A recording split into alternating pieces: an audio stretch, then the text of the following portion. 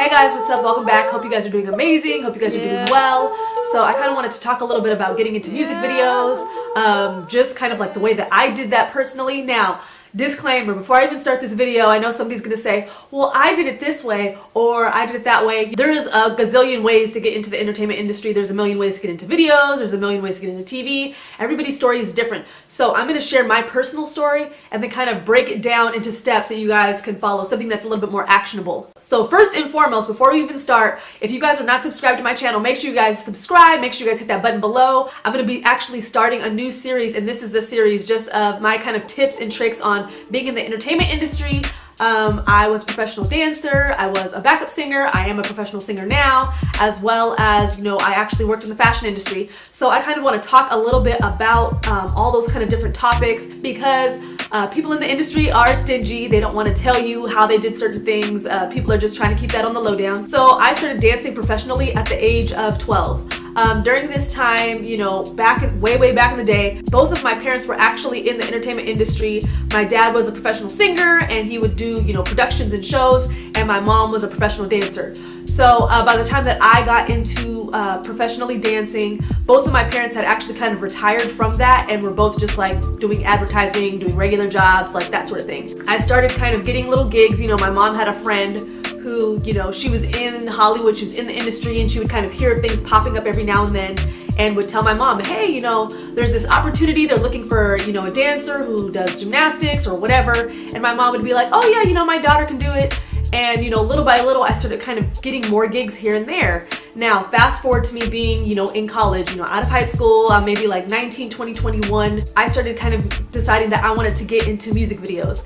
I mean, it's like when you're young and you're cute and you think you got it, you're like, okay, I want to do music videos. So the way that I kind of fell into it was during that time I was living with a family friend, and during that time he was going to film school. He didn't even want to do music videos. All he wanted to do was film and that sort of thing. So he actually started getting internships with directors who did music videos and kind of being their right-hand man, doing behind the scenes, doing clips like that, helping around on set, gaffing, all that sort of thing. So when I was staying with him, there'd be times where he would have friends that were up-and-coming rappers, and from there he would always just kind of bring me to set along with him. I would just kind of help out, bring equipment, help styling, because during that time I was working in fashion. So I was styling people on set, and every once in a while they'd be like, hey, do you want to get in here? You know, just kind of be background or be like one of the main chicks, you know, sitting in the car, you know, whatever. And so I started kind of being in these really low budget, just like, you know, scrap thrown together music videos with people that were mostly unknown or people that were kind of building a following, independent artists and that sort of thing. Just me even doing that, I started kind of like building a network and kind of growing a little bit. And then when he started getting put on to bigger music videos and they needed girls, you know, he would just hit me up. As well as during that time, I was also kind of bouncing around and hanging out with friends in the Hollywood area. And a lot of those people I was hanging out with were music artists who had music videos and they had a bunch of different projects going on. So me just kind of being their friend, me kind of always being around, I ended up being involved in a lot of these different projects. Because of that, it really kind of built my resume a little bit so that I was able to do bigger videos later on with people like, you know, Nicki Minaj and Chris Brown and that sort of thing. So, and that was kind of like, I would say maybe around 22, 23 years old, I was kind of doing like those bigger music videos. So let me break this down into steps that are actionable, because people that hear my story would automatically think, oh, your parents were in the industry, or, oh, you were around all the right people, so you just got hooked up. No, there's a lot of hard work and, you know, blood, sweat, and tears that kind of went into that process. But this process I prefer over getting an agent or getting a manager and getting signed up and being sent out, because there was times in my life where I was going on auditions and you know, bringing my resume and, you know, trying to get into these other music videos, and that route just didn't really work for me. So let me break this down into kind of actionable steps that makes a little bit more sense. First and foremost is to work on your craft and to work on your image. So if you are a dancer, that means you need to be in dance classes regularly. Let me tell you, I couldn't afford to take dance classes, so I was going down to the community college and adding those units onto my full-time class schedule so that I could take classes for, you know, pay for 1 unit for the whole semester. So I was taking Afro hip hop, I was taking jazz class, I was doing, you know, all different kind of spectrums of dance, you know, salsa, whatever. I was doing that, as well as, you know, rollerblading, you know, 2 miles to get to school and 2 miles back. So it was like I was in shape, like I was super cut, I was super chiseled.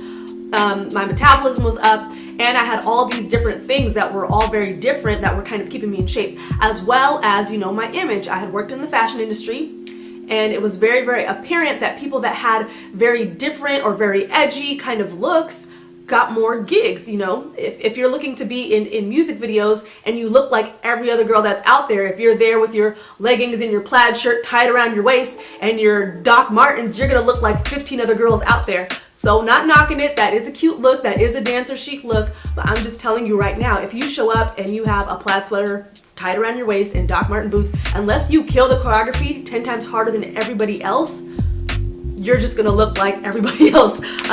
So image, really think about it. My best friend, you guys have seen her in some of my videos, Paula, she, you know, she's a bomb Asian girl. She's like very petite. She's an amazing dancer.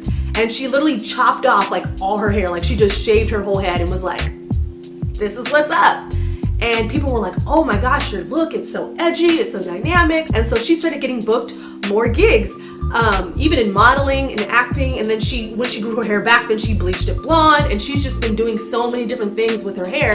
And she stands out wherever she goes, no matter where, you know, she goes to audition or whatever, she's gonna stand out amongst everybody else that's there. Sorry, my memory card totally just ran out of space. All right, 2, network with those outside of your field. So if you're a dancer and you hang out with a lot of other dancers, you know, that's great, those are your people, but you're not really gonna get any further in your career unless you start hanging out with other people and networking with those whose fields in the entertainment industry kind of overlap with yours. So for me, that was hanging out with people that were film students, because they were gonna be interning for different music video directors. They were going to be working on really cool projects and needing extras to walk around in the background, needing, you know, a main girl, needing whoever on set. And, you know, I could fulfill that for them because, you know, I was a dancer. When I finally did get those opportunities to be on set, those bigger music videos, I would sit there and network with the guys on set. So not the guy with the camera, not the director, you know, leave those people alone. But I would go and network with people that did even crafty. I would network with the guys who were helping with gaffing and setting up the equipment, and just getting really cool with them and building relationships with them, because when they were working on other projects that were maybe independent, or maybe, you know, the casting person didn't do a great job picking girls or whatever for a video, I would be the one that they would call. They would say, hey, you know, I thought about you. They were looking for a girl who kind of like looks like you. They were looking for somebody with long hair or short hair, or, you know, somebody with your kind of demographic, and I was wondering if you were busy. So those really helped me get opportunities, just me even being aware of, you know, other people in the industry who don't do the same thing that I do, but they work on the sets of the videos that I want to be in. So I really took those opportunities seriously and just networked with everybody, no matter how high, how low. If it's just an intern who's picking up trash on set, I didn't care. I was gonna sit there and network with them too, because you never know. They could be the next up and coming director. They could be the next, you know, up and coming producer or whatever, or even be just working on really cool independent projects that could possibly get you paid. So another thing that you can do if you don't get those opportunities to even be on set is go to networking events where you know there's gonna be lots of artists, you know, lots of performers, singers. So I mean, you can go on Eventbrite and just scroll through, and if you live in any sort of like a big city, you can see there's tons of networking events going on year round, you know, at different convention centers, at different hotels.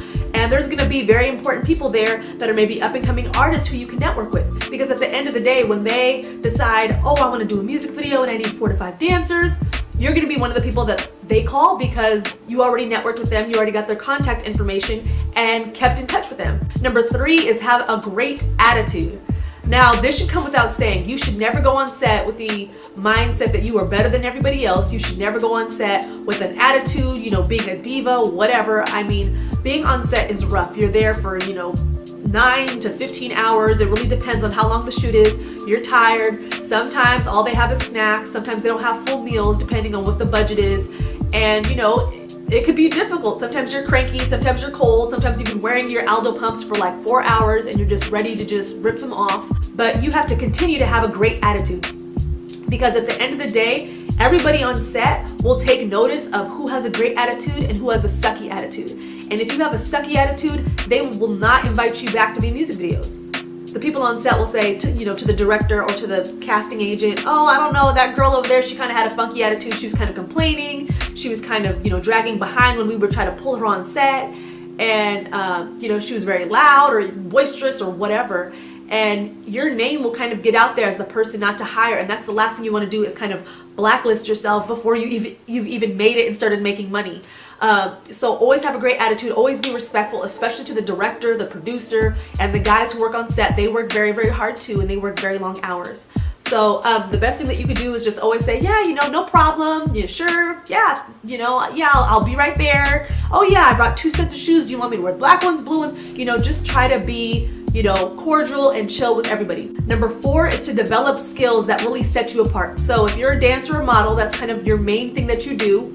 But I noticed that the people that always get kind of called back for different types of shoots, whether it's TV, film, or even music videos, is the people that have a certain skill set that sets them apart from everybody else on set. So for me, I was a dancer, but I also had done gymnastics for, a period of time, and I could do, certain flips, and as well as I also would rollerblade. I was really, really good at that. I used to go to skate parks back in the day when I was younger. So that really helped set me apart, because it meant that they could put me in different roles and that I could succeed doing a bunch of different things, and they could just have me and not 3 or 4 other girls on set. So you're really, really good on point shoes, whether you can skate, whether you can flip, whether you're a contortionist, whatever that extra skill is that really gives you an edge above the rest and sets you apart, really work on it and develop it. That way, when that time comes, you can tell the director or whoever on set, oh yeah, I can do this, this, this, this, this. Like, have a list of stuff that you can do that you're, good at, because those are the people that a lot of times get called back multiple times.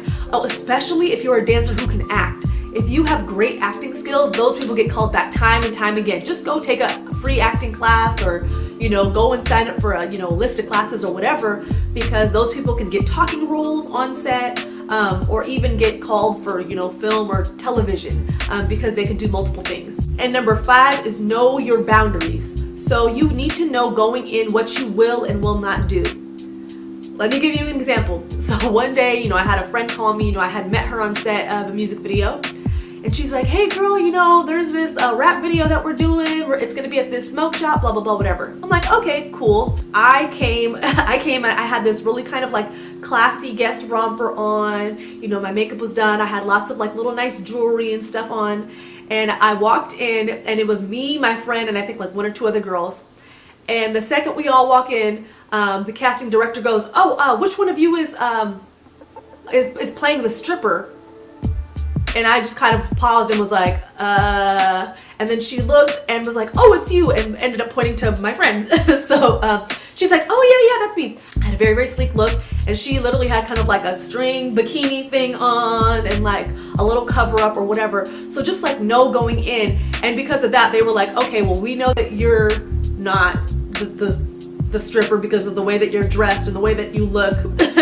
And so I ended up being the person who they put in the VIP area, who was like throwing money with the rapper. So I was like, cool, I could do that. I could sit next to him and throw money and whatever. That could be me. I'm fine. I'm fine with that. But don't have me on no poles. I don't know. It's just no.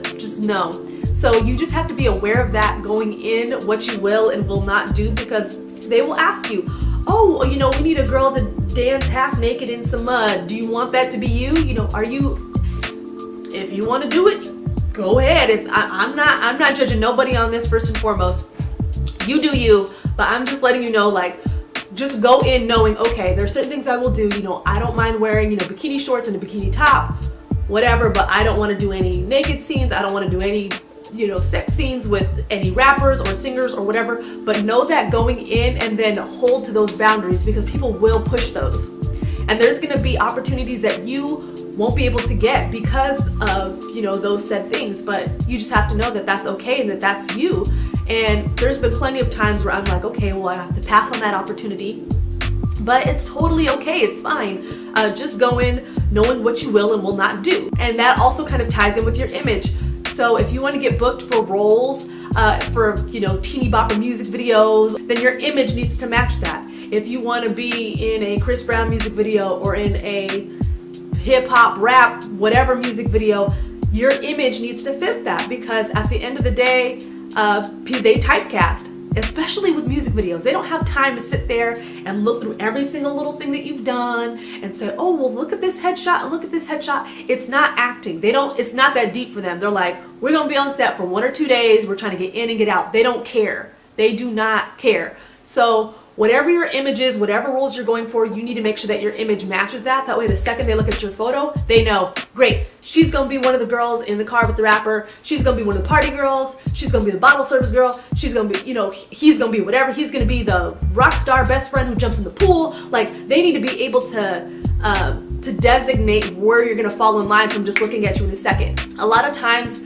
they don't even have a full-time casting director for music videos. They will just say, okay, well, we have this assistant or this intern who's just gonna pick 15 baddies from this list of 100 girls, and that's gonna be it. So you really need to make sure that you're on point. So those are kind of my tips. If you guys found this helpful, make sure you give it a thumbs up. And I'm gonna be doing more in this series. So like this video if you wanna see more. I'll be posting more as usual. Make sure to be well and do well, and I'll see you guys later. Bye.